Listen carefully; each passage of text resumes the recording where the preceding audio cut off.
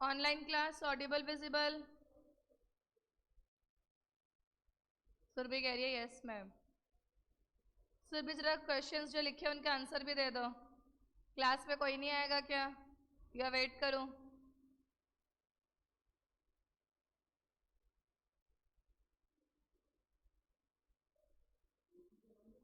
हाँ, पसीना पसीना हो गई मैं तो, क्योंकि इस तरफ तो पंखे की हवा आती ही नहीं बिल्कुल भी।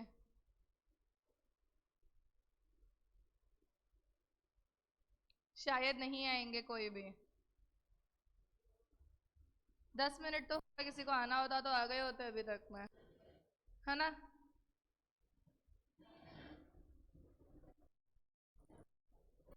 वही सेम बात, सुरभि आना होता तो आ गए होते। चलो फिर हम क्लास स्टार्ट करते हैं।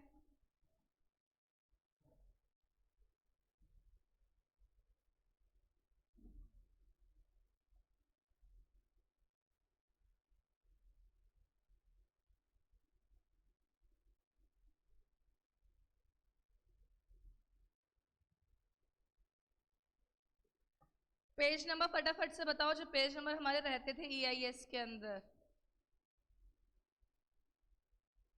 चैप्टर 1 में था या 5 में था?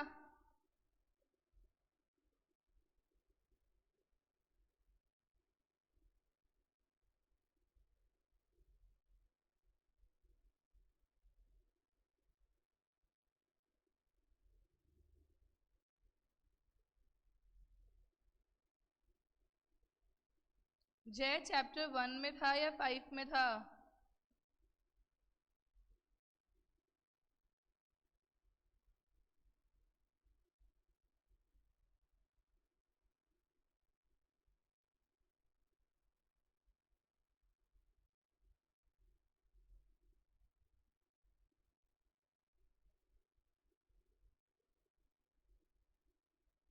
Page number?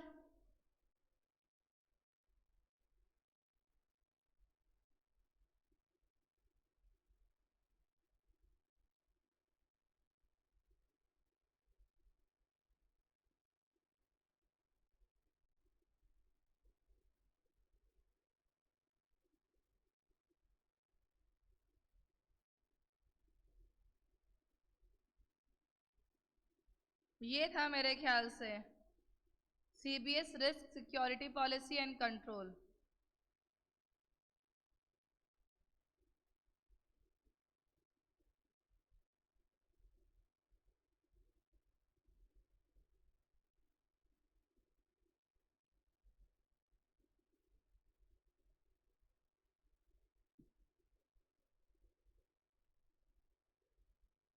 जय इसके अंदर हम लोगों ने वो कंट्रोल वाला पॉइंट पढ़ लिया था क्या?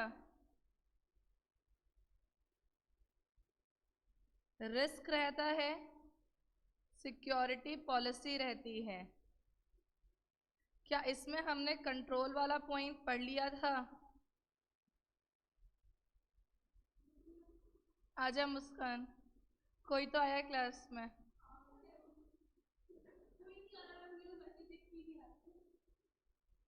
खाली मेरी क्लास है ना आज?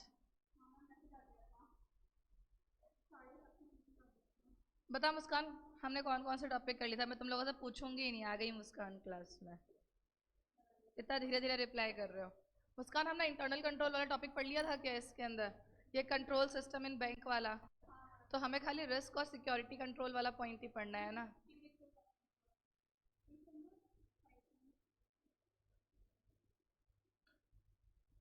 पेज नंबर 5.27 पर आ।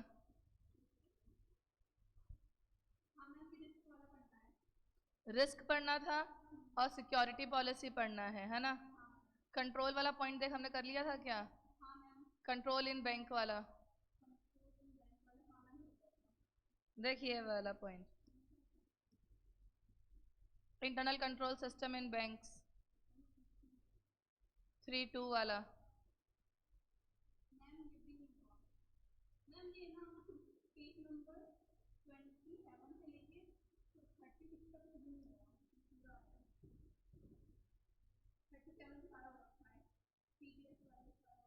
चल ठीक है, मैं समझ गई क्या पढ़ाना है। तुम लोग तो ऐसे कर रहे थे लास्ट क्लास के लिए, मैं तो ब्रेकफास्ट तक करके नहीं आई। चलो टॉपिक पढ़ना शुरू करते हैं। हमारे पास में टॉपिक क्या है? CBS risk security and control. Topic number 5.3 जो टॉपिक हम लोगों का मर्जिंग के चक्कर में रह गया था। टॉपिक नंबर 5.3 के अंदर CBS risk security policy and controls में क्या दे रखा है? CBS associated risk associated with CBS. हम लोगों ने ना रिस्क तो पढ़ लिया था, क्या होता है रिस्क का मतलब क्या था? रिस्क का मतलब था किसी भी तरीके का खतरा। क्या होता था रिस्क? किसी भी तरीके का खतरा, किसी भी तरीके का खतरा जो आपको लॉस क्रिएट कर सकता था, कोई भी तरीके के थ्रेट को हम लोग क्या कह रहे थे? रिस्क कह रहे थे। और इन्होंने यही बात बोली है कि रिस्क जो है बैंक में कौन से नेचर का है? परवेसिव नेचर का। बैंक में हर लेवल पे आपको क्या मिलता है? रिस्क मिलता ही मिलता है। तो हमारे पास में strategic technical operational technological area, मतलब हर एरिया के अंदर बैंक में रिस्क को कंट्रोल करने के लिए सिस्टम होना चाहिए। तो पहले तो हम लोगों ने जब बोला कि रिस्क जो है वो कौन से लेवल पर है? परवेसिव लेवल पर है। तो इन्होंने मुझे अब बताए हैं वो कौन कौन से लेवल्स हैं जहाँ पर रिस्क अवेलेबल है। जब इन्होंने मुझे बोला रिस्क परवेसिव लेवल पर है, तो इन्होंने बताया है कि रिस्क कौन कौन से लेवल्स पर है, बैंक में कहाँ कहाँ आपको रिस्क मिलता है। सबसे पहला रिस्क जो बैंक में हमें मिलता है वो है ऑपरेशनल रिस्क। कौन सा रिस्क मिलता है सबसे पहला रिस्क? ऑपरेशनल। कह सकते हो ये है type of risk in bank. अगर कोई तुमसे पूछ ले बैंक में रिस्क के टाइप्स क्या हैं, तो मेरा आंसर यही होता है। ये क्या है? टाइप्स ऑफ रिस्क है किसके अंदर? बैंक के अंदर। अब देखो एक बात बताओ, पहला रिस्क है ऑपरेशनल रिस्क। दूसरा रिस्क कौन सा लिखा है टाइप ऑफ रिस्क में हमारे पास में? Credit risk. फिर कौन सा लिखा है? Market risk. फिर कौन सा लिखा है? Strategic risk. और लास्ट में कौन सा रिस्क लिखा है? IT related risk. अब देखो सबसे पहला रिस्क जो हम बैंक का पढ़ने जा रहे हैं वो कौन सा रिस्क लिखा है हमारे पास? Operational risk. ऑपरेशनल रिस्क कौन सा रिस्क होगा? नाम से ही पता चल रहा है ऑपरेशनल, है ना, जो फंक्शन परफॉर्म करवा रहा है। तो ऑपरेशनल रिस्क वो रिस्क है जो बैंक के डे टू डे ऑपरेशन से रिलेटेड है। अगर बैंक में डे टू डे ऑपरेशंस जो हैं वो नॉट प्रॉपरली परफॉर्म्ड, वो ढंग से परफॉर्म नहीं हो रहे हैं, तो हम ये बात मानेंगे कि बैंक के अंदर कौन सा रिस्क चल रहा है? ऑपरेशनल रिस्क चल रहा है। कौन सा रिस्क चल रहा है? Operational risk. तो ऑपरेशनल रिस्क वो रिस्क है जो अराइज होगा डायरेक्टली या इनडायरेक्ट लॉस किसके अंदर? बैंक के अंदर, जहाँ पे इनएडिक्वेट या फेल्ड इंटरनल प्रोसेस है, जहाँ बैंक के डे टू डे फंक्शंस जो हैं ढंग से काम नहीं कर रहे हैं। तो ऑपरेशनल रिस्क क्यों होगा? जब आपको लॉसेस हो रहे हैं बैंक में, क्यों? क्योंकि आपका इनएडिक्वेट इंटरनल प्रोसेस सिस्टम है। अब देखो इंटरनल रिस्क की वजह से हमें रिस्क कहाँ कहाँ देखने को मिलेंगे। इंटरनल रिस्क की वजह से मुझे नीचे लिखी हुई सारी बातों की वजह से रिस्क देखने को मिल सकते हैं। पहली बात कौन सी है? Transaction processing risk. दूसरी कौन सा है? Information security risk. तीसरा कौन सा है? Legal risk. फिर क्या है? Compliance risk. फिर है पीपल रिस्क। वो नाम से ही पता चल रहा है, पहला रिस्क है ट्रांजैक्शन प्रोसेसिंग। अगर मैं अंदर के पार्ट पे ना जाऊं, सिर्फ हेडिंग के अंदर देखूं, तो सोचो अगर बैंक का सर्वर इज नॉट वर्किंग तो ये ट्रांजैक्शन प्रोसेस हो पाएगी? कई बार हमारे साथ एक प्रॉब्लम फेस होती है। वो प्रॉब्लम क्या होती है कि हम लोग पेमेंट तो कर देते हैं पर वो पेमेंट आगे प्रोसेस होती ही नहीं है। ऑनलाइन के अंदर ये केस होता है ना, जिस वजह से बैंक में भी आगे डेटा की एंट्री होती ही नहीं है। तो ट्रांजैक्शन प्रोसेसिंग रिस्क अराइज होगा, क्यों? क्योंकि फॉल्टी रिपोर्टिंग है बैंक के अंदर। फॉल्टी मतलब खराब हो रहा है बैंक के अंदर रिपोर्टिंग सिस्टम। जब मैंने मान के चलो कार्ड को स्वाइप किया, पर कार्ड स्वाइप का प्रोसेस मेरे बैंक से डिलीट हुआ ही नहीं, मतलब बैंक से पैसे जा ही नहीं रहे या फिर अगले पर्सन के पास पैसे पहुंच नहीं रहे, प्रोसेस जो है वो बीच में अटक गया है, मतलब बैंक ढंग से रिपोर्ट नहीं कर पा रहा ट्रांजैक्शन को। ये किस वजह से हो सकता है? क्योंकि एरर हो सकते हैं डेटा की एंट्री के अंदर। तो जब आप कोई भी प्रोसेसिंग कर रहे हो, ट्रांजैक्शन की पेमेंट कर रहे हो और पेमेंट नहीं आगे प्रोसेस हो पा रही, तब आता है आपका ट्रांजैक्शन प्रोसेसिंग रिस्क। अगला रिस्क कौन सा है? Information security risk. तो हम सबको पता है कि हमारा सारा का सारा डेटा जो है बैंक में कहाँ पे पड़ा होता है? डेटा सेंटर पे। कहाँ पड़ा होता है सारा का सारा डेटा? डेटा सेंटर पे पड़ा होता है। अब जब मेरा सारा का सारा डेटा डेटा सेंटर पर पड़ा हुआ है, तो इस डेटा को थ्रेट है किस चीज़ का? कि कहीं कोई थर्ड पार्टी आके इस डेटा को क्या ना कर ले? लीक ना कर ले। कस्टमर का इंपॉर्टेंट इन्फॉर्मेशन क्या ना हो जाए? लीक ना हो जाए। तो इंफॉर्मेशन सिक्योरिटी रिस्क कंप्राइज करता है इम्पैक्ट ऑन ऑर्गेनाइजेशन पे, मतलब बैंक पर। इसका इम्पैक्ट किस पे आएगा? बैंक पर भी और बैंक के स्टेक होल्डर। स्टेक होल्डर क्यों? स्टेक होल्डर तो हम लोग हैं, कस्टमर्स। अगर मेरा डेटा लीक हो गया, मान के चलो मेरे बैंक का आईडी पासवर्ड लीक हो गया, कोई भी डेटा लीक हो गया, तो क्या मेरे पे इफेक्ट नहीं पड़ेगा? पड़ेगा। ड्यू टू थ्रेट होना और वर्नेबिलिटी एसोसिएटेड विद ऑपरेशन। हमने पहले कहा था जब वर्नेबिलिटी होगी तभी डेटा से, सिस्टम से डेटा लीक होने के चांसेस बढ़ते हैं। तो इंफॉर्मेशन सिक्योरिटी पॉलिसी में क्या लिखा है? इंफॉर्मेशन सिक्योरिटी पॉलिसी कंप्राइज करता है इम्पैक्ट किसके ऊपर? ऑर्गेनाइजेशन पे और उसके स्टेक होल्डर्स पे, क्योंकि जो तुम्हारे ऑपरेशंस हैं उनमें थ्रेट है, उनमें वर्नेबिलिटी है। क्लियर है point? Associated with the operation. तो अगर डेटा ब्रीच हुआ, मतलब डेटा अगर आपका डिलीट हुआ, तो बैंक पे और कस्टमर पे दोनों पे फर्क पड़ेगा। अगला है लीगल रिस्क। लीगल रिस्क क्यों है? मान के चलो बैंक से मैंने कोई पॉलिसी खरीदी। क्या लिया मैंने? बैंक से कोई पॉलिसी ली। जब मैंने बैंक से कोई पॉलिसी ली, तो इस पॉलिसी के केस में बैंक ने मुझे कुछ बताया था कि वो मुझे मतलब पे बैक किस तरीके से करेंगे, पर जिस तरीके से बैंक ने मुझे बोला, बैंक ने मुझे उस तरीके से पे बैक किया नहीं। जब बैंक मुझे कोई पॉलिसी दे रहा है, तो बैंक मुझे अपना प्रोडक्ट क्या कर रहा है? सेल कर रहा है। क्या कर रहा है बैंक? उस पॉइंट पे मुझे अपना प्रोडक्ट सेल कर रहा है। तो ऐसा हो सकता है प्रोडक्ट सेल करते वक्त बैंक ने जो टर्म्स एंड कंडीशंस बोली थी वो आगे जाके फुलफिल नहीं हो पा रही, तो इस केस में मैं बैंक के ऊपर क्या कर सकती हूँ? केस कर सकती हूँ, बैंक को सू कर सकती हूँ। तो जब मैंने बैंक को केस किया, बैंक पर या बैंक को सू किया, तो मेरा क्या रेज हुआ? लीगल रिस्क रेज हुआ। Legal risk arises because of treatment of client, या कोई प्रोडक्ट को सेल करना, या कोई बिजनेस प्रैक्टिस की वजह से। तीन रीजंस की वजह से लीगल रिस्क हो सकते हैं। या तो आपने क्लाइंट के साथ ट्रीटमेंट अच्छा नहीं किया, या कोई आपने प्रोडक्ट सेल किया जो आपने गलत सेल किया है, या कोई भी डे टू डे फंक्शन की वजह से। बहुत सारे एग्जांपल्स हैं जिनकी वजह से बैंक को कोर्ट में लेकर जाया जाता है आपके कस्टमर्स के थ्रू, जिनको बैंक या तो गलत एडवाइस दे देता है या गलत प्रोडक्ट को सोल्ड कर देता है। क्लियर है? जैसे गलत प्रोडक्ट में मैंने क्या बोला? इसमें पॉलिसी बोली थी जो बैंक ने मुझे सेल करी है। अगला है कंप्लायंस रिस्क। कंप्लायंस मतलब लॉ को फॉलो करना। हमने कहा था बैंक क्या यूज कर रहा था? सीबीएस। जब बैंक सीबीएस सिस्टम यूज कर रहा था, तो बैंक को सीबीएस की ऑडिट करवानी भी कंपलसरी थी, सीबीएस के सारे रूल्स को फॉलो करना भी कंपलसरी था, और अगर बैंक वो काम नहीं करेगा तो बैंक पे क्या लगेगी? पेनल्टी।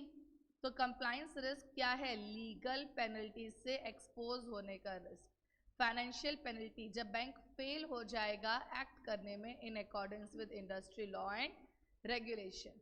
अगर bank industry law and regulation के साथ में कंप्लाई करने में फेल होगा, तो कौन सा रिस्क लगेगा आपके ऊपर? लीगल रिस्क लगेगा। और लास्ट रिस्क कौन सा है इसके अंदर? People risk. पीपल रिस्क मतलब जो तुम्हारे कंपनी के एम्प्लॉयज़ हैं, वो एम्प्लॉयज़ भी तो क्या कर सकते हैं? फ्रॉड कर सकते हैं ना, अनऑथराइज्ड एक्सेस कर सकते हैं। और क्या पता कंपनी के एम्प्लॉयज़ को इतने ढंग से काम करना आता ही ना हो कि वो ऑनलाइन काम परफॉर्म कर सकें। तो तीन रीजंस की वजह से पीपल रिस्क है। अराइज लैक ऑफ, क्यों? शायद ट्रेंड पीपल नहीं है, पीपल टेम्पर कर रहे हैं रिकॉर्ड के साथ। टेम्परिंग का मतलब क्या था? छेड़खानी करना, रिकॉर्ड्स में चेंजेस करना, मैनिपुलेशन करना, या अनऑथराइज्ड एक्सेस करना पीपल का। तो मेरे पास में ऑपरेशन के केस में देखा जाए तो कितने पॉइंट्स गिवन है? 5। ट्रांजैक्शन प्रोसेसिंग जहाँ पे बैंक में फॉल्टी रिपोर्टिंग हो रही है। इंफॉर्मेशन सिक्योरिटी जहाँ पे ऑर्गेनाइजेशन और स्टेक होल्डर्स दोनों को लॉस होगा, क्योंकि डेटा लीक हो जाएगा। लीगल रिस्क कब होगा? जब क्लाइंट के साथ ट्रीटमेंट खराब है, सेल ऑफ प्रोडक्ट है, या फिर बिजनेस प्रैक्टिसेस गलत चल रही है। फिर है कंप्लायंस रिस्क। कंप्लायंस रिस्क कौन सा रिस्क होता है? जहाँ पे आपने लॉ एंड रेगुलेशन को फॉलो नहीं किया तो उस केस में कंप्लायंस रिस्क लगेगा। और लास्ट रिस्क कौन सा है आपके केस में? People risk. पीपल रिस्क कब होगा? जब आपके जितने भी पीपल है वो या तो वो ट्रेंड नहीं है, या वो डेटा का साथ मैनिपुलेशन कर रहे हैं, या कोई भी unauthorized access with the data हो रहा है। अगला बी पॉइंट कौन सा दे रखा है इसमें? Credit risk. तो क्रेडिट का मतलब क्या है? जब बैंक आपको क्या दे रहा है? लोन दे रहा है। एक बात बताओ, हम बैंक ने हमें लोन दिया तो मैं बैंक का क्या बन गई? एसेट। और अगर ये लोन मैंने रीपे नहीं किया, नॉट रीपेड, तो मैं बैंक की क्या बन गई? Non performing asset. ये नॉन परफॉर्मिंग एसेट बैंक के लिए कौन सा रिस्क है? Credit risk. ये रिस्क है कि जो एसेट्स हैं या जो लोन है वो क्या बन गए? इरिकवरेबल। क्लियर है? जो लोन है वो क्या बन गए? इरिकवरेबल। या फिर अनएक्सपेक्टेड डिले आ रहा है इन सर्विसिंग ऑफ लोन। या तो लोन पे हो नहीं रहे हैं, और अगर हो रहे हैं तो बहुत ही ज़्यादा डिले के साथ पे हो रहे हैं। समझ में आई? या तो लोन पे हो नहीं रहे हैं, और अगर पे हो रहे हैं तो बहुत ही ज़्यादा अनएक्सपेक्टेड डिले के साथ पे हो रहे हैं। तो non repayment of loan to the lending bank, constant defaults होना बेसिकली क्यों होते हैं? क्योंकि ह्यूज नॉन परफॉर्मिंग एसेट्स हैं, जिसकी वजह से कौन सा रिस्क हो रहा है? क्रेडिट रिस्क हो रहा है। तो बहुत सिंपल सी बात थी। तो क्रेडिट रिस्क क्यों होगा? या तो तुम्हारा लोन क्या बन चुका है? इरिकवरेबल, या लोन में क्या है? अनएक्सपेक्टेड डिले है। नॉन पेमेंट किसको होगा? बैंक को होगा, क्योंकि हमारे पास ह्यूज नॉन परफॉर्मिंग एसेट है, जिसकी वजह से इंक्रीज होता जा रहा है आपका क्रेडिट रिस्क। अगला रिस्क कौन सा है? Market risk. अब देखो मार्केट रिस्क कौन सा रिस्क होता है? मार्केट के अंदर हम सबको पता है इंटरेस्ट रेट चेंज होगा, फ्लक्चुएशंस आती हैं, मार्केट रेट चेंज होता है। तो इन सब चीज़ों की वजह से कहीं ना कहीं बैंक में भी चेंज आएगा। Market risk refer to risk of loss. Bank को लॉस क्यों हो गया? क्योंकि बैंक के ट्रेडिंग बुक में लॉस आया है। बैंक जो थी शेयर्स में डील करवा रही थी ना, जब बैंक हमारी शेयर्स में डील करवा रही है, इक्विटी के प्राइजेस में चेंज आ गया, कंपनीज के इंटरेस्ट रेट में चेंज आ गया, क्रेडिट स्प्रेड में चेंज आ गया, फॉरेन एक्सचेंज रेट्स में चेंज आ गया, फॉरेन करेंसी इंक्रीज या डिक्रीज हो रही है, कॉमोडिटी के प्राइजेस में चेंज आ गया। ये सब इंडिकेट करेगा कि आपके बैंक को भी लॉस हो सकता है। कि जब बैंक सेल परचेज कर रहा था तो ट्रेडिंग बुक इन केसेस पर क्या रिकॉर्ड हो सकता है? लॉस रिकॉर्ड हो सकता है। क्लियर है बात? तो ट्रेडिंग बुक में लॉस रिकॉर्ड क्यों होगा? क्योंकि जब बैंक ने सेल परचेज किया शेयर्स को तो मार्केट में फ्लक्चुएशंस आ गई। फॉर एग्जाम्पल से रीड करवा रही हूँ, याद नहीं करना। एग्जाम्पल में क्या दे रखा? Reduction in share price of the bank. अगर बैंक के शेयर प्राइस डाउन हो गए तो बैंक को रिस्क है, लॉस हो जाएगा। स्ट्रेटेजिक रिस्क, नाम से ही पता चल रहा है, जो आपने स्ट्रेटेजी लगाई थी वो स्ट्रेटेजी इंप्लीमेंट ढंग से नहीं हो पा रही। Strategic risk sometime referred as business risk. इस बात को एमसीक्यू के लिए ध्यान रखना। स्ट्रेटेजिक रिस्क को बिजनेस रिस्क भी कहते हैं। It is defined as a risk कि अर्निंग डिक्लाइन हो रही है क्योंकि चेंज हो रहा है बिजनेस का एनवायरनमेंट। बिजनेस एनवायरनमेंट चेंज हो रहा है, जो स्ट्रेटेजी तुमने लगाई थी वो फेल हो रही है, जिसकी वजह से आपको क्या हो रहे हैं? लॉसेस हो रहे हैं। यहाँ तक की बात क्लियर? पहला रिस्क कौन सा देखा था हम लोगों ने? Operational risk. ऑपरेशनल रिस्क में क्या लिखा था? ट्रांजैक्शन को प्रोसेस करने में रिस्क था कि जो ट्रांजैक्शन ढंग से प्रोसेस नहीं हो पा रही क्योंकि फॉल्टी रिपोर्टिंग सिस्टम हो सकता है। इंफॉर्मेशन सिक्योरिटी रिस्क कौन सा रिस्क था? इंफॉर्मेशन सिक्योरिटी रिस्क वो रिस्क जो कंप्राइज करता है कि स्टेक होल्डर्स को और कंपनी को, दोनों को थ्रेट हो सकता है अगर आपका डेटा और डेटा लीक क्यों होगा? जब सिस्टम मेरा वनरेबल होगा। अगला रिस्क कौन सा है? Legal risk. लीगल रिस्क क्यों था? जब क्लाइंट के साथ गलत ट्रीटमेंट किया गया, गलत प्रोडक्ट सेल किया गया, या फिर बैंक की प्रैक्टिसेस गलत थी। कंप्लाइंस रिस्क कौन सा रिस्क था? आपको लीगल पेनल्टीज को फेस करना पड़ सकता है अगर आपने लॉ के अकॉर्डिंग काम परफॉर्म नहीं किया। पीपल रिस्क, कंपनी में जो एम्प्लॉयज या तो ट्रेंड नहीं है, या वो अनऑथराइज्ड एक्सेस कर रहे हैं, या डेटा में टेम्परिंग कर रहे हैं। क्रेडिट रिस्क, जब बैंक ने लोन दिया और लोन पे नहीं हो पा रहा है तो कौन सा रिस्क रेज होगा? Credit risk. मार्केट रिस्क, जब मार्केट में रेट ऑफ इंटरेस्ट, इक्विटी के शेयर प्राइसेस, फॉरेन एक्सचेंज, ये सब चीज़ें क्या हो रही हैं? चेंज होती जाती है, फ्लक्चुएट होती जाती हैं, तो कौन सा रिस्क रेज होता है? Market risk. Strategic risk also known as business risk, और अर्निंग डिक्लाइन हो रही है क्योंकि बिजनेस एनवायरमेंट चेंज हो चुका है।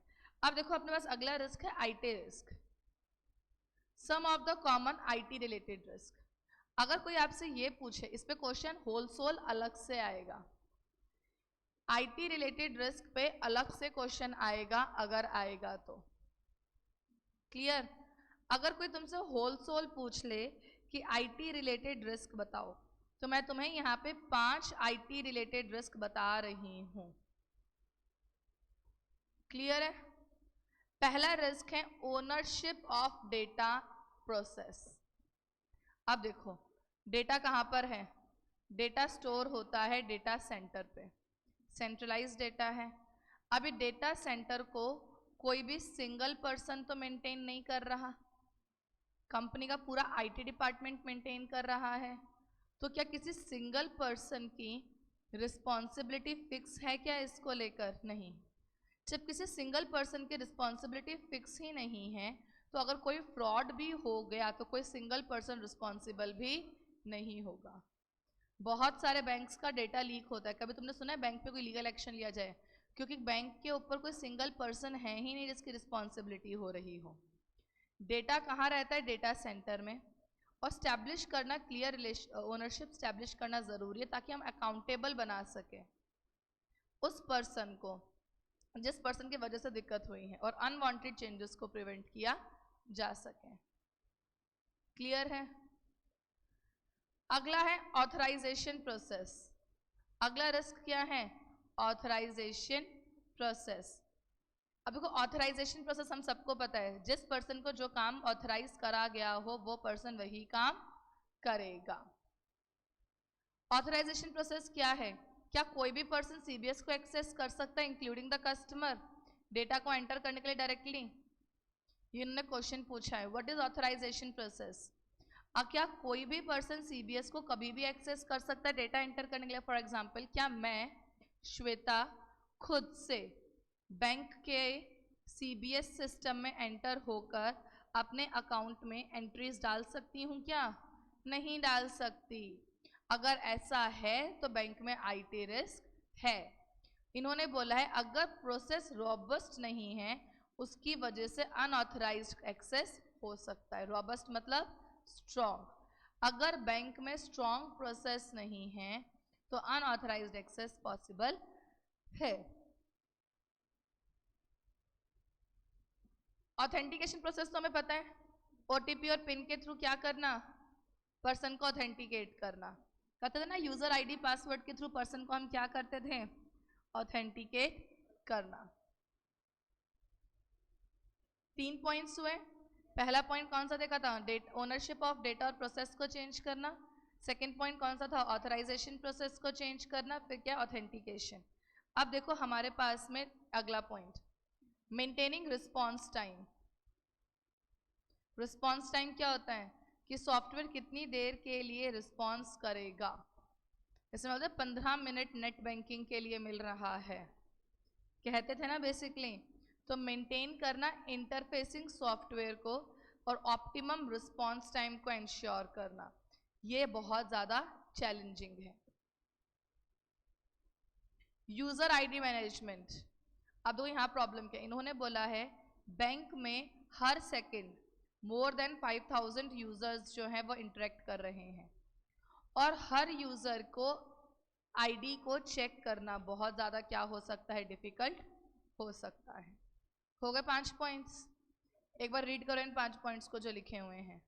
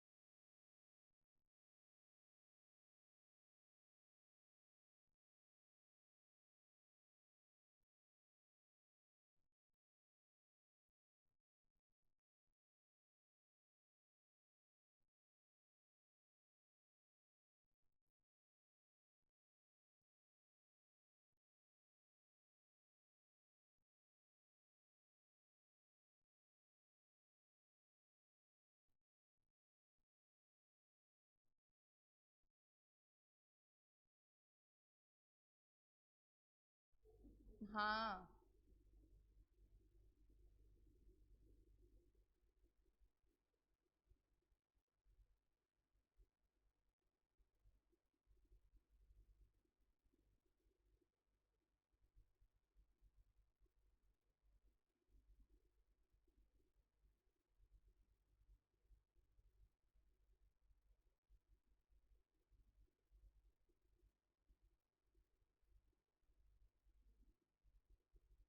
किसी को कोई डाउट वरना आगे चलते हैं।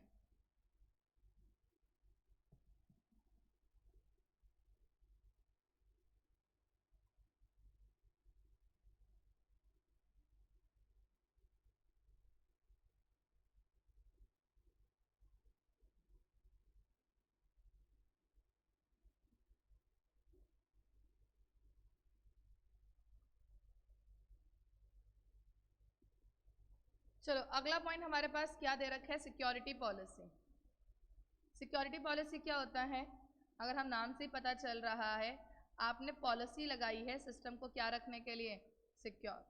इस चीज़ को यहाँ समझने के लिए पहले हम लोग एक बात समझना ज़रूरी है, वो है आईएसओ सर्टिफिकेशन।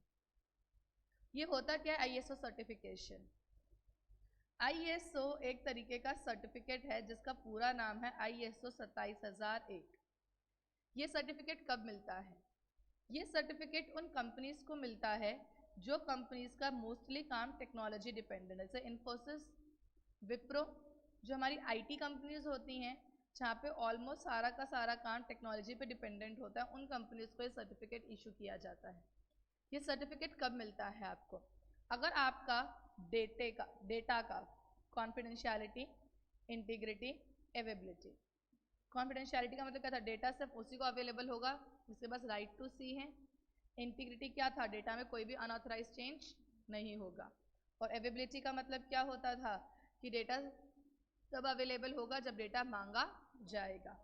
अगर ये तीन चीज़ें डेटा को लेकर अवेलेबल है, मतलब है आपके प्रेजेंट है, तब तो आपको आईएसओ सर्टिफिकेट मिल जाएगा।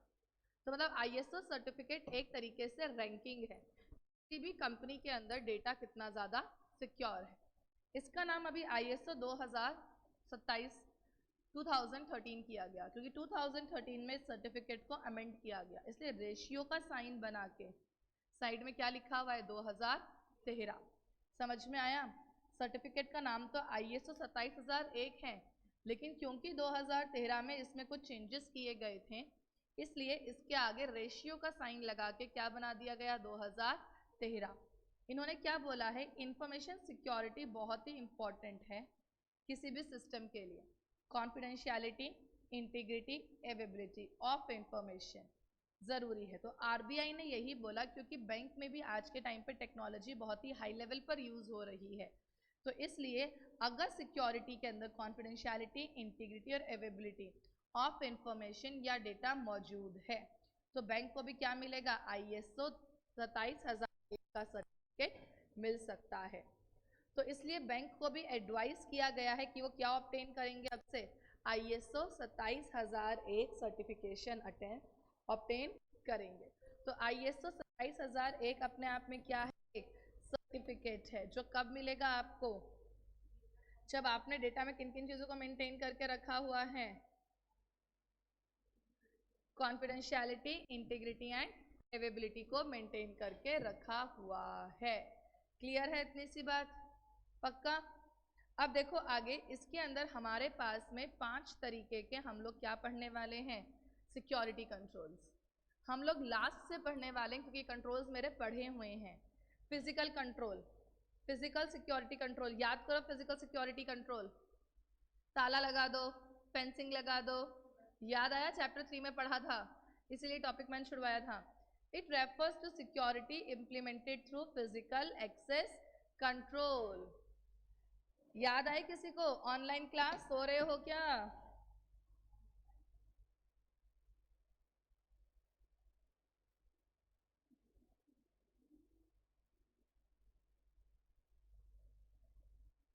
अगला पॉइंट है नेटवर्क सिक्योरिटी। याद करो हमने कहा था कंपनी में बहुत बड़ा नेटवर्क होता है, चैप्टर 3 नेटवर्क कंट्रोल। तो ये वो बता रहा है कि सिक्योरिटी कैसे प्रोवाइड करवाई जाएगी at the various level of network और कनेक्टिविटी ऑफ सर्वर, जहाँ पे हमने वो कहा था कि नेटवर्क के अंदर फायरवॉल लगा दो, कॉल बैक डिवाइस लगा दो, यूज ऑफ फायरवॉल वगैरह किया था हमने। अगला पॉइंट कौन सा? Operating system control. याद करो हमने ऑपरेटिंग सिस्टम पर भी कंट्रोल लगाए थे, जैसे सॉफ्टवेयर के अंदर कौन एक्सेस कर सकता है, सॉफ्टवेयर कितनी देर के लिए फंक्शन करेगा, टाइम आउट, कौन से दिन सॉफ्टवेयर फंक्शन करेगा, कौन से दिन सॉफ्टवेयर फंक्शन नहीं करेगा, कुछ ऐसी बातें हमने पढ़ी थी चैप्टर 3 के अंदर। दिस रेफर्स टू सिक्योरिटी, किसके ऊपर लगा रहे हो? ऑपरेटिंग सिस्टम सॉफ्टवेयर पे। मतलब फिजिकल सिक्योरिटी जहाँ पे आप फिजिकल कंट्रोल यूज करोगे, नेटवर्क सिक्योरिटी जहाँ पे नेटवर्क कंट्रोल यूज कर रहे हो, ऑपरेटिंग सिक्योरिटी जहाँ पे आप ऑपरेटिंग सिस्टम पर सिक्योरिटी लगा रहे हो। डेटाबेस सिक्योरिटी, कंपनी के डेटाबेस पर क्या करना? Security. It refers to various aspect for implementing security for database software. Database software में सिक्योरिटी लगाने का एक तरीका क्या था कि खाली वही पर्सन डेटा को एक्सेस करेगा जिसके पास डेटा को एक्सेस करने की परमिशन थी, मतलब रोल बेस्ड एक्सेस प्रोसेस लगा सकते थे हम। फिर फिफ्थ पॉइंट कौन सा देख रहे हैं इसमें हम? Application security. एप्लीकेशन का मतलब क्या होता है? जो कंपनी में सॉफ्टवेयर यूज हो रहे हैं, it is implemented at the various aspect of application. मतलब एप्लीकेशन की कॉन्फ़िगरेशन, जब मैं सॉफ्टवेयर पहली बार इंस्टॉल करती थी तो सॉफ्टवेयर कॉन्फ़िगरेशन करते थे ना, सिस्टम को सेटअप करना एज पर माई रिक्वायरमेंट। हमने पढ़ा था configuration, master and transaction, chapter number 1 में। कॉन्फ़िगरेशन का मतलब था सिस्टम का सेटअप को चेंज करना। मैंने एग्जांपल दिया था, जब मैं नया नया फ़ोन खरीदती हूँ तो सिस्टम के सेटअप को चेंज करते हैं हम, फ़ोन के अंदर चीज़ों को चेंज करते हैं। मास्टर क्या था? वो डेटा जो सिर्फ एक बार चेंज होगा, वापस कभी चेंज नहीं होगा। और ट्रांजैक्शन क्या था? वो चीज़ जो बार बार चेंज होती रहती है। मास्टर और ट्रांजैक्शन को समझने के लिए हमने टैली का एग्जांपल लिया था।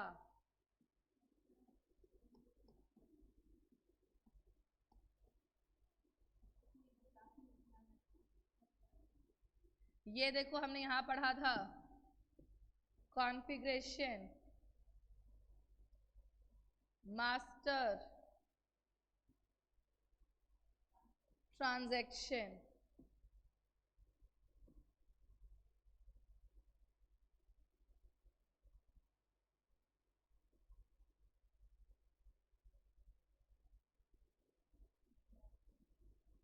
क्लास नहीं ले रखी तुमने। तो हमने यहाँ पे 5 पॉइंट्स देखे, वो 5 पॉइंट कौन से थे? फिजिकल सिक्योरिटी, अगला कौन सा है? नेटवर्क सिक्योरिटी, फिर कौन सा है? ऑपरेटिंग सिस्टम सिक्योरिटी, और कौन सा है? डेटाबेस सिक्योरिटी और एप्लीकेशन सिक्योरिटी। इसके बाद में वही रिस्क और आईटी कंट्रोल, जो तुम लोग एक बार रीड कर लोगे। अब देखो हमारे पास लास्ट टॉपिक आज की क्लास का, और वो लास्ट टॉपिक क्या है? Internal control system in bank.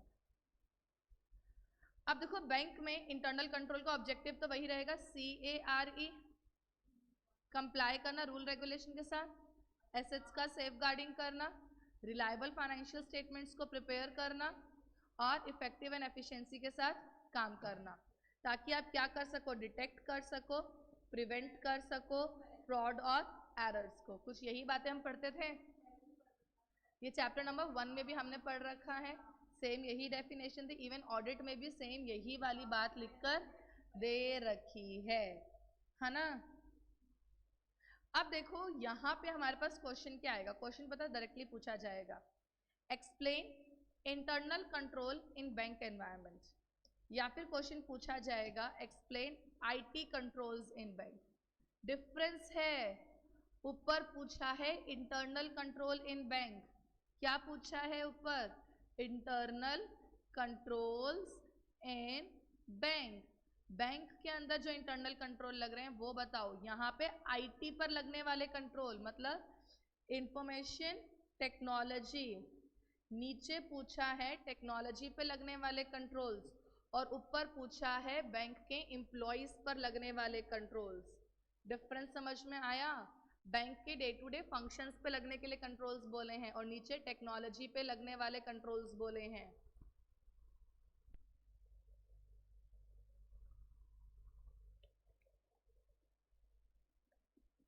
Difference है।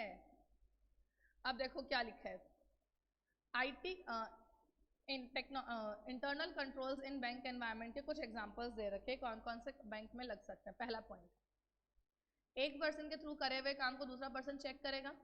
ऑडिट में पढ़ते थे, एक स्टाफ मेंबर के थ्रू करे गए काम को सुपरवाइज और चेक करेगा अनदर स्टाफ मेंबर। इससे हमने क्या लगाया, कंट्रोल, ताकि फ्रॉड के चांसेस कम। जॉब रोटेशन पढ़ा था ऑडिट में। अगर तुम कभी बैंक में जाओगे तो बैंक में तुम्हें हमेशा एक ही इंसान कैशियर नहीं मिलता, कैशियर चेंज होता रहता है। क्योंकि अगर एक ही इंसान कैशियर बना हुआ रहेगा तो वो इंसान अपने काम के साथ इतना ईजी हो जाएगा कि फ्रॉड हो जाएंगे। फाइनेंशियल और एडमिनिस्ट्रेटिव पावर हर पर्सन के फिक्स होनी चाहिए। Desegregation of duties, administrative power, financial power सब डिवाइडेड होनी चाहिए लोगों के बीच में। ऑडिट में पढ़ते थे। अगला point, branch manager must send. अब तो ये एक अलग पॉइंट लिखा हुआ है जो तुम ऑडिट में नहीं पढ़ते। इसमें क्या लिखा है, बैंक में हमें हर पता है कि हर बैंक के ब्रांच का एक मैनेजर होता है ना। जो बैंक के ब्रांच का मैनेजर है उसे हर पीरियोडिकली बेसिस पर, पीरियोडिकली बेसिस का मतलब क्या होता है, हर कुछ दिनों में उसको एक कॉन्फर्मेशन भेजना पड़ेगा। वो कॉन्फर्मेशन क्या है कि बैंक में जो इंटरनल कंट्रोल सिस्टम लगाया हुआ है वो सिस्टम ढंग से काम कर रहा है। और ये कंफर्मेशन वो किसको भेजेगा, हेड ऑफिस को भेजेगा। जो बैंक का मैनेजर है उसे सेंड करना है पीरियोडिकली कंफर्मेशन कि उनका जो कंट्रोलिंग अथॉरिटी है वो ढंग से परफॉर्म कर रहा है। पहला पॉइंट क्या था, एक पर्सन के करवे काम को दूसरा पर्सन चेक करेगा। दूसरा पॉइंट क्या था, सिस्टम में जॉब रोटेशन। तीसरा पॉइंट, फाइनेंशियल और एडमिनिस्ट्रेटिव पावर में चेंजेस होने चाहिए। चौथा पॉइंट क्या है, बैंक का जो मैनेजर है वो कंफर्मेशन भेजेगा हर चीज़ को लेकर। अगला पॉइंट क्या है, बैंक में जितने बुक्स ऑफ अकाउंट्स है प्रॉपर्ली बैलेंस्ड होनी चाहिए, मतलब कोई भी चीज़ का सस्पेंस नहीं रहना चाहिए। No suspense account, everything should be completely balanced. अगर बैंक का कोई सिक्योरिटी फॉर्म खो जाता है, सिक्योरिटी फॉर्म मतलब आपने डीडी बनवाया वो खो गया, कभी कभी हमारा चेक खो जाता है तो हम फटाफट से बैंक को फ़ोन करके बता देते हैं ना कि इस नंबर का चेक था जो खो गया, ताकि बैंक आगे उस चीज़ को प्रोसेस ना करे। तो डिटेल्स बतानी ज़रूरी है of the lost security form immediately. Advice किया जाता है ताकि कंट्रोल कर सके किसी भी तरीके की प्रॉब्लम को। क्लियर है। तो अगर कोई भी आपका सिक्योरिटी फॉर्म खो जाता है, आपकी एफडी का सर्टिफिकेट खो गया, तो तुरंत बैंक को ये बात बता दो। अगला पॉइंट, जितने भी आपके फ्रॉड प्रोन आइटम्स हैं, अगर आपने कभी गए हो तो बैंक में लॉकर रूम होता है। लॉकर रूम का लॉकर कभी भी एक चाबी से नहीं खुलता। उसकी एक की तो मैनेजर के पास होती है और एक की तुम्हारे पास होती है, और दोनों कीज लगने के बाद ही खुलता है। तो कितने लोगों को कंट्रोल हो गया, 2। तुमने अगर सुना हो तो हमेशा ये कहते हैं कि एटीएम पे भी 2 सिक्योरिटी गार्ड हमेशा बैठे रहने कंपलसरी है, पर रहते नहीं है वो बात अलग है, लेकिन कहा जाता है। तो इन्होंने यही बोला है, जितने भी फ्रॉड प्रोन आइटम्स होते हैं, जैसे करेंसी हो गया, वैल्यूएबल हो गया, ड्राफ्ट हो गया, टर्म डिपॉजिट हो गया, इन सबको हमेशा कम से कम 2 ऑफिशियल्स की कस्टडी में रखना ज़रूरी है। कम से कम 2 ऑफिसर्स की कस्टडी में ये सब चीज़ें रहना ज़रूरी है। क्लियर है बात। अगला पॉइंट क्या लिखा हुआ है, प्रॉपर इंटरनल ऑडिट को कंडक्ट करवाना। क्योंकि अगर इंटरनल ऑडिट होगी तो वो किस बात को इंश्योर करेगा कि बैंक में सारा का सारा काम बिल्कुल ठीक तरीके से परफॉर्म हो रहा है।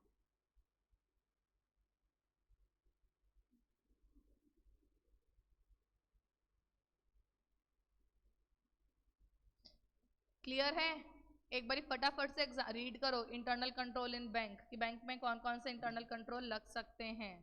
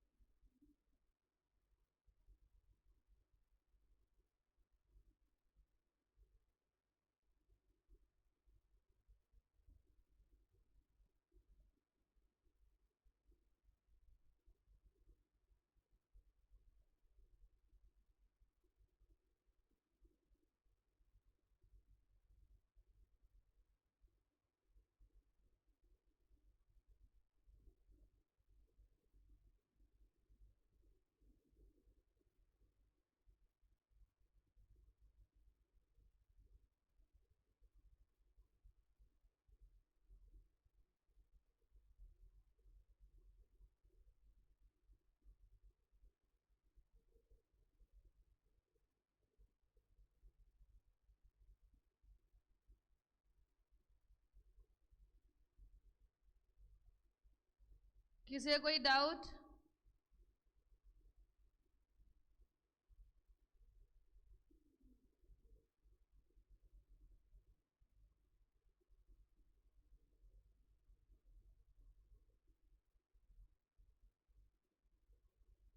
चलो आगे पढ़ते हैं फिर, कोई डाउट नहीं है तो। आगे पॉइंट क्या लिखा हुआ है? IT controls in bank. क्या लिखा हुआ है? IT control in bank. अब ये आईटी कंट्रोल इन बैंक क्या है? IT risk associated with bank. यहाँ पे ना हमारे आईटी सिस्टम से रिलेटेड कंट्रोल है, टेक्नोलॉजी पे कंट्रोल। पहला कंट्रोल का एग्जांपल देखो क्या दिया हुआ है। जितने भी लोग लॉग इन और लॉग आउट कर रहे हैं उन सबका रिकॉर्ड मेंटेन करना है, ताकि कोई अगर फ्रॉड हो गया तो हमें पता हो कि उस टाइम पे कौन कौन से लोग लॉग इन हो रखे थे। अब आगे पढ़ने से पहले एक पॉइंट को सुनते हैं, dormant. What is dormant account? Inactive account. हम सबको पता है डॉर्मेंट अकाउंट वो अकाउंट होता है जो बैंक में इनएक्टिव अकाउंट होता है। इनएक्टिव अकाउंट कौन से होते हैं? वो बैंक अकाउंट जो एक साल से जिसके अंदर कोई भी ट्रांजेक्शन परफॉर्म। अब सोचो मेरे बैंक अकाउंट में ना 1 साल से मैंने कोई भी ट्रांजेक्शन परफॉर्म नहीं करी। मैं 1-1.5 साल बाद अचानक से गई और मैंने वहां पे पैसे विड्रॉ करवाने की कोशिश करी। मैंने क्या करवाया? फंड्स को विड्रॉ करवाने की कोशिश करी। अगर मैं फंड्स को विड्रॉ करवाने की कोशिश कर रही हूँ डॉर्मेंट अकाउंट से, तो वो प्रोसेस आगे नहीं होगा, उस प्रोसेसिंग को वहीं रोक दिया जाता है। फिर तब मुझे क्या बोलेंगे? मुझे बोलेंगे पहले आप एक एप्लीकेशन लिख के लाओ, साथ में केवाईसी के डॉक्यूमेंट्स दो, फिर हम आपके इनएक्टिव अकाउंट को एक्टिवेट करेंगे और उसके बाद आप फंड्स विड्रॉ करोगे। ऐसा क्यों किया जाता है? ऐसा इसलिए किया जाता है कहीं ऐसा ना हो कि कोई कंपनी का एम्प्लॉई है, बैंक में कोई एम्प्लॉई है, अगर उस एम्प्लॉई ने देखा यार इस अकाउंट में तो 2-3 साल से कोई ट्रांजेक्शन हो ही नहीं रही, तो शायद ऐसा हो सकता है कि जो अकाउंट है जिसका, वो इस अकाउंट को फोकस कर ही नहीं रहा, तो कहीं बैंक का एम्प्लॉई ही तो उस अकाउंट में से पैसे विड्रॉ नहीं कर रहा। इसलिए अगर कोई भी ट्रांजेक्शन हो रही है, पोस्टेड हो रही है किसी भी डॉर्मेंट अकाउंट में, तो प्रोसेसिंग को बीच में रोको, एक बारी क्या करो, उसको हॉल्ट करो। और उसको प्रोसेस सिर्फ आप तभी कर सकते हो जब सुपरवाइजर मतलब बैंक के मैनेजर के थ्रू पासवर्ड या परमिशन मिल जाएगी। उसके बिना हम इस काम को आगे प्रोसेस होने नहीं देंगे। क्लियर? अगला पॉइंट, हमारा जो एटीएम सिस्टम, एटीएम है या बैंक में हम जो कोई भी एप्लीकेशन यूज करते हैं, वो हमेशा इस बात को चेक करते हैं जो पैसा विड्रॉ हो रहा है with in the drawing power है या नहीं है। अब एक बात का ध्यान दो, मेरे पास ना HDFC बैंक का अकाउंट है, ठीक है। HDFC में मिनिमम 10,000 रुपीज मेंटेन करने पड़ते हैं। मेरे अकाउंट में 20,000 रुपीज थे। मैंने अपने बैंक अकाउंट से 11,000 विड्रॉ करवाने की कोशिश करी। बैलेंस कितना बचा? पर कम से कम कितना मेंटेन करना था? 10,000। तो ऐसे केस में ना एटीएम पर एक मैसेज आ जाएगा। अगर मैंने एटीएम में कार्ड डाला और 9,000 रुपये विड्रॉ करवाने की कोशिश की, तो वहाँ पे एक मैसेज फ्लैश होगा। वो मैसेज में क्या लिखा होगा कि अगर आपने ये ट्रांजैक्शन प्रोसेस करी तो इसके बाद आपके बैंक अकाउंट का बैलेंस जो है मिनिमम बैलेंस से क्या हो जाएगा? कम। तो वो ट्रांजैक्शन को प्रोसेस होने देगा ही नहीं। तो एक तरीके का कंट्रोल है। जिस कंट्रोल ने मिनिमम बैलेंस से कम पैसों को ट्रांसफर होने दिया ही नहीं, सिस्टम फ्लैश करेगा मैसेज को अगर बैलेंस आपके अकाउंट में फॉल कर रहा है below the amount after processing of the transaction. बात समझ में आ गई? अगला पॉइंट क्या है? आप सिस्टम को एक्सेस सिर्फ तब कर सकते हो जब आप वर्किंग आवर्स में हो और आप स्पेसिफाइड डे पर। एक बात बताओ, मैंने क्या कहा था? बैंक का एम्प्लॉय कभी भी 4:30 या 3:30 बजे के बाद में एम्प्लॉय रिलेटेड फंक्शन, तो वो स्टिपुलेटेड आवर्स में ही काम कर सकता है। क्या संडे को जाके बैंक का एम्प्लॉय कोई काम कर सकता है बैंक में? नहीं। तो वो खाली ओनली स्पेसिफाइड डेज में ही काम परफॉर्म हो सकता है। एक्सेस करना सिस्टम को अवेलेबल होना चाहिए सिर्फ स्टिपुलेटेड आवर्स और स्पेसिफाइड डेज में ही। क्लियर है बात? अगला पॉइंट क्या है? जो इंडिविजुअल यूजर है, हम जैसे लोग या बैंक के एम्प्लॉय, खाली जिसको जो काम ऑथराइज वो वही काम कर सकता है। इंडिविजुअल यूजर को एक्सेस सिर्फ उन्हीं चीजों को मिलेगा जो उनके काम से रिलेटेड है, नीड टू नो और नीड टू डू बेसिस पर।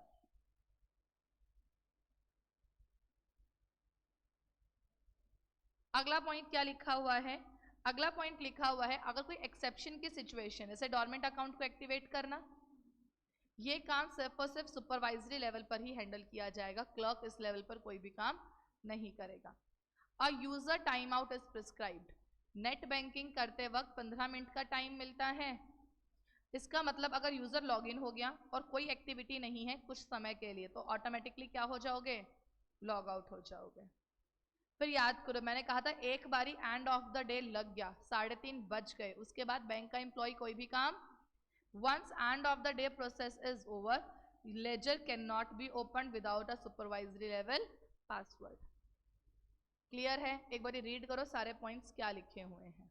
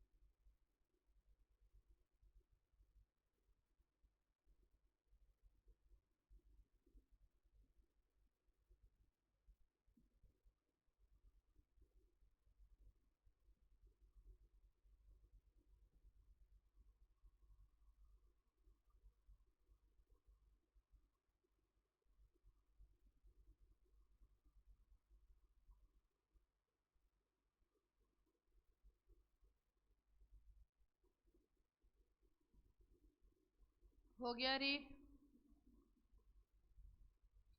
अब देखो अगला टॉपिक क्या दे रखा है, कंट्रोल इन बैंक एप्लीकेशन सॉफ्टवेयर। ये टॉपिक डिटेल में चैप्टर 1 में हम कवर कर चुके हैं, configuration master and transaction.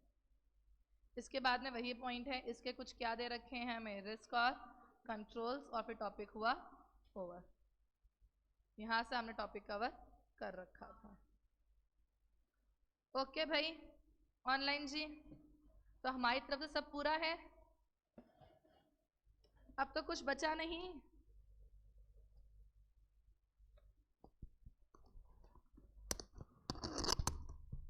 Online class कुछ तो बोलो, कुछ बचा है कुछ नहीं बचा, सब कुछ कंप्लीट हमारी तरफ से।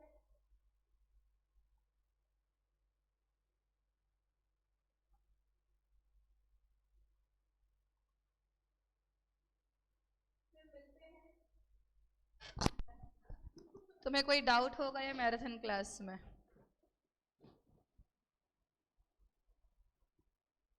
ठीक है, चलो फिर टाटा।